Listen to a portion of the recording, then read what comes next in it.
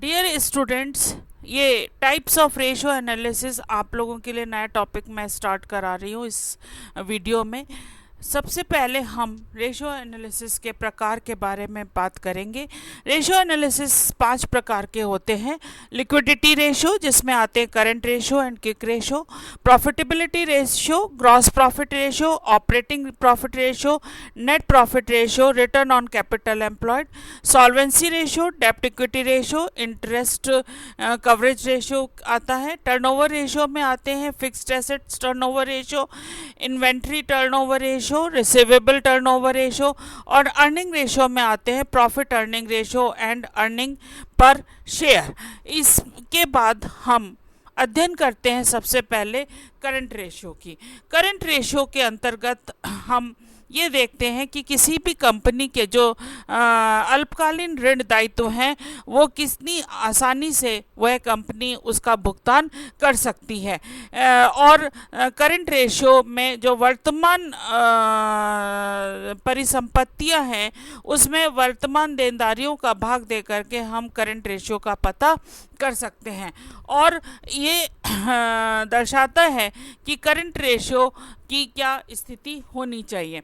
मैंने आपको इसके अंतर्गत बैलेंस शीट एबीसी कंपनी की दी है, जिसमें द इक्विटी शेयर है 10 lakh, reserve 5 lakh, preference share 5 lakh, debentures 5 lakh, long term loan 5 lakh, bank loan 5 lakh, creditors 3 lakh, bill payable 2 lakh, total 40 lakhs है। Land 5 lakh, building 5 lakh, plant and machinery 8 lakh, fixture and fitting 2 lakh, cash 1 lakh, bank 2 lakh, debtors 5 lakh, bill receivable 2 lakh, stock 10 lakh and 40 lakhs total होगा। इसी के आगे हम इसकी गणना करते हैं। जब हम करंट रेशो की गणना करते हैं तो उसमें आता है cash plus debtors plus bill receivable plus stock upon bank loan plus creditors plus bills payable, और 20/10 इज इक्वल टू 2:1 का अनुपात आता है। ये सबसे उपयुक्त अनुपात होता है। इससे ये पता चलता है कि कंपनी की स्थिति अब बहुत अच्छी है, वो अपने दायित्वों का निर्वहन आसानी से कर सकती है।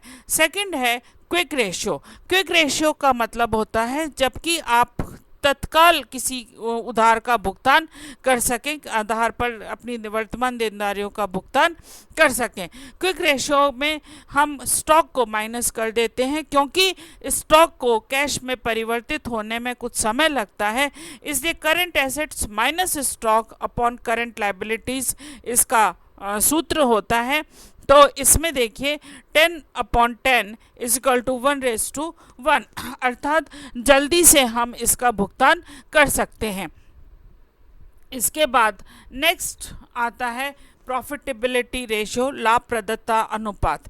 लाभप्रदता अनुपात किसी भी कंपनी की क्षमता को मापने में मदद करता है, अर्थात ये बतलाता है कि जो कंपनी है उसकी लाभ की स्थिति क्या है और लाभ उसको कितना प्राप्त हो रहा है। ग्रॉस प्रॉफिट रेशियो में आता है gross profit upon net sales into 100, और नेट प्रॉफिट रेशियो के अंतर्गत हम अध्ययन करते हैं net profit ratio is equal to net profit upon net sale into 100।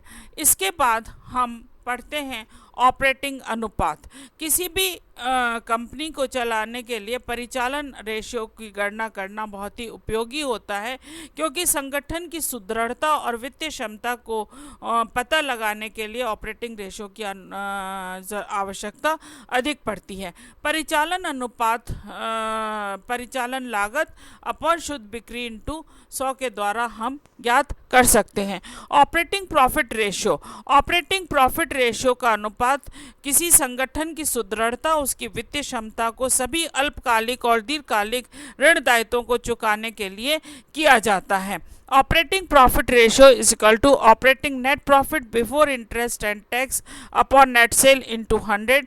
Operating profit net profit after interest and tax. यदि टैक्स और इंटरेस्ट की आंकड़े आपको उपलब्ध हैं तो आप उसके आधार पर इसकी गणना कर सकते हैं, नेट सेल इनटू 100। और ऑपरेटिंग प्रॉफिट हम कैसे निकालेंगे? Net profit plus non operating expenses minus non operating income, और नेट प्रॉफिट रेशियो आता है net profit after tax and tax upon net cell. इसके आधार पर आप इसकी गणना कर सकते हैं। अब मैंने आपको एग्जाम्पल दिया है प्रॉफिट एंड लॉस अकाउंट का कि ओपनिंग स्टॉक आपका दे रखा है 1,10,000, purchases, carriage, wages, gross profit है 1,90,000 का, administrative expenses, interest, selling and distribution expenses, non operating expenses, और नेट प्रॉफिट 1,20,000 और टोटल 20 लाख। इसी तरीके से टोटल सेल्स है 6,50,000 की, और क्लोजिंग स्टॉक है 1,60,000 का, और ग्रॉस प्रॉफिट है 1,90,000 का, और नॉन ऑपरेटिंग इनकम है 1 लाख की। इसके आधार पर आपको ग्रॉस प्रॉफिट रेशियो निकालना है। तो ग्रॉस प्रॉफिट आपका 1,90,000 दे रखा है, नेट सेल 6,50,000 इंटू 100 29.23% आता है।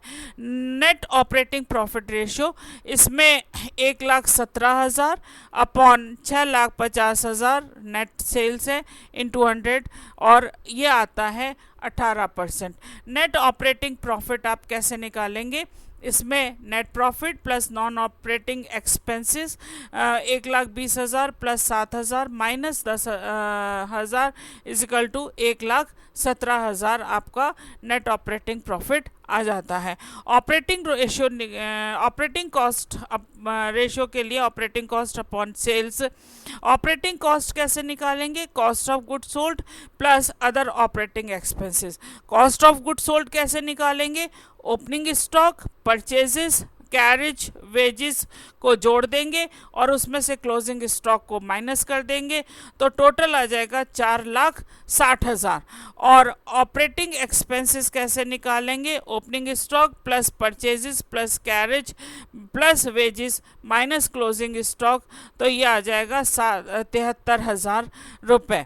तो 4,60,000 में से 73,000 को माइनस कर देंगे तो आपको ऑपरेटिंग कॉस्ट पता चल जाएगी 5,33,000, और 5,33,000 हमने ऊपर ली है। Net profit ratio, net profit ratio में आता है net profit upon sale into 100। इस तरीके से हम इसकी गणना कर सकते हैं। इसके बाद आता है कि profitability ratio based on capital employed. इसके लिए हम net profit before interest and tax upon capital employed into 100 करते हैं।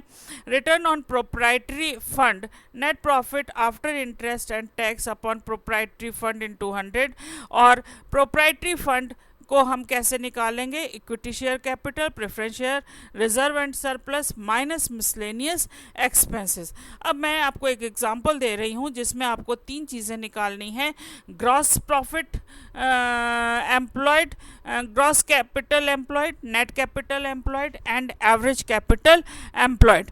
और इसके लिए आपको एक उदाहरण दिया गया है जिसमें विभिन्न share holder capital, equity, preference, reserve and surplus, non capital liabilities, debentures और करंट लायबिलिटीज़ दी गई हैं। नॉन करंट एसेट्स, एक्यूमुलेटेड और डेप्रिसिएशन, इन्वेस्टमेंट और करंट एसेट्स और पेटेंट ट्रेडमार्क दिया गया है। इसके बाद अदर इंफॉर्मेशन है कि reserve and surplus include current year profit of ₹20,000 after interest on debentures for 1 year and tax provision 50%, income from coated investment at the rate of 10% included in current year profit, such investment being non trade investment. Net capital employed at the beginning of the year was 20 lakh and patent and trademark will be released at their book value। इसके बाद हम लेते हैं computation of capital employed. इसमें सबसे ज़्यादा महत्वपूर्ण होता है gross capital employed, net capital employed, और ग्रॉस कैपिटल एम्प्लॉयड और नेट कैपिटल एम्प्लॉयड। इसके बाद हमने किया है computation of average capital employed, और इसके बाद प्रॉफिट का कंप्यूटेशन किया गया है, और इसमें आता है 70,000 अपॉन 21,50,000 इंटू 100, और इसी तरीके से ये सारा निकाला गया है।